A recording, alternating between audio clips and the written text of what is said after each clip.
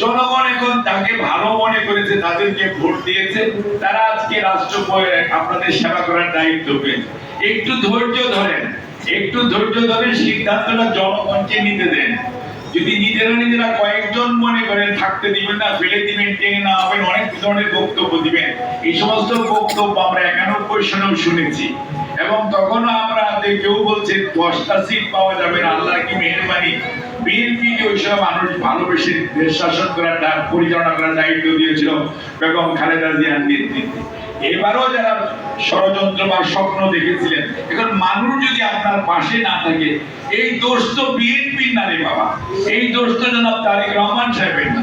এই দেশের মানুষ মনে করেছে বাংলাদেশ জাতীয়তাবাদী দল জনাব তারেক রহমানের নেতৃত্বে দেশ সেবা করার জন্য সবচেয়ে যোগ্যতম দল। সেই জন্যই 2/3 বেশি সদস্যদেরকে তারা নির্বাচিত করেছে, তারা দায়িত্ব পেয়েছে এবং তারা আলহামদুলিল্লাহ। জনগণের মধ্যে তো কোনো খুশি নাই। আপনারা 10, 12, 15, 100, 200 বা 200, 2000, 1000, 2000 লোক আপনি যদি বলেন 180 মিলিয়ন দেশের মানুষে, আর আপনারা বিভিন্ন এমন সব ভাষা প্রয়োগ করেন যে ভাষাগুলো রাজনীতির ভাষা না, গণতন্ত্রের ভাষা না।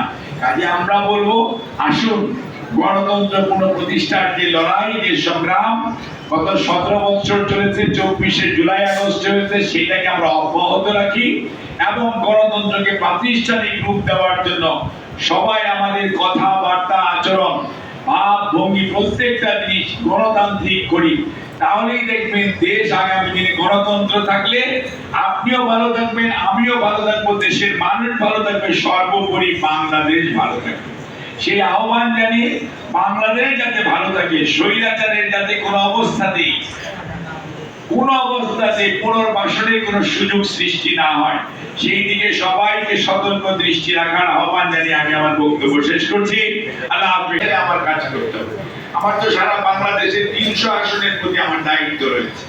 কাজে তারপরেও এই জন্য আপনারা নিজেরা আমার হয়ে আমার দায়িত্বটা পালন করবেন বলে আমি বিশ্বাস করি। আপনারা ওনাদেরকে সহযোগিতা করবেন, ঠিক আছে? আপনাদের প্রতি আমার কোনো ধরনের রাগ, অনুরাগ, বিরাগ কিচ্ছু নাই। খালি আপনারা সুশৃঙ্খল ভাবে কাজটা করবেন। এবং আপনাদেরকে আমি নির্বাচনের আগে বলেছিলাম যে আপনারা আমাদেরকে, বিএনপিকে আপনাদের পাশে দাঁড়াতে দেন। বিএনপি দেখবেন ইনশাআল্লাহ 12 ফেব্রুয়ারির পরে আপনার পাশে কিভাবে দাঁড়ায় দেখতে পাবেন। আজকে দেখেন জনাব তারেক রহমানের নেতৃত্বে, তারেক রহমান আজকে আমাদের মাননীয় প্রধানমন্ত্রী, উনি আজকে সারা বাংলাদেশে প্রত্যেকটা কর্মসূচি, যে কথা আমরা নির্বাচনের পূর্বে বলেছিলাম, প্রত্যেকটা আমরা অক্ষরে অক্ষরে পালন করছি।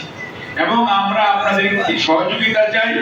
আমরা দেখবেন যা বলেছি তার প্রতিটি ওয়াদা, নির্বাচনী ওয়াদা ইনশাআল্লাহ জনগণকে সাথে নিয়ে আমাদের প্রধানমন্ত্রীর নেতৃত্বে আমরা পালন করব। আমরা কোনো অবস্থাতেই, আগেও বলেছি এখনো বলি, আপনাদের কোনো এলাকা অনুন্নত থাকবে না ইনশাআল্লাহ। আপনাদের যে বেকার সমস্যা, এটা এখন একটা বড় সমস্যা আমার মাথা, আমাদের সবার চিন্তা ভাবনায় আছে। সেটাকে কিভাবে ঘোচানো যায়। একদিনে তো 1 লক্ষ মানুষের চাকরি দেওয়া যাবে না। আপনাকে বুঝতে হবে আস্তে আস্তে আস্তে আস্তে কিছু না কিছু।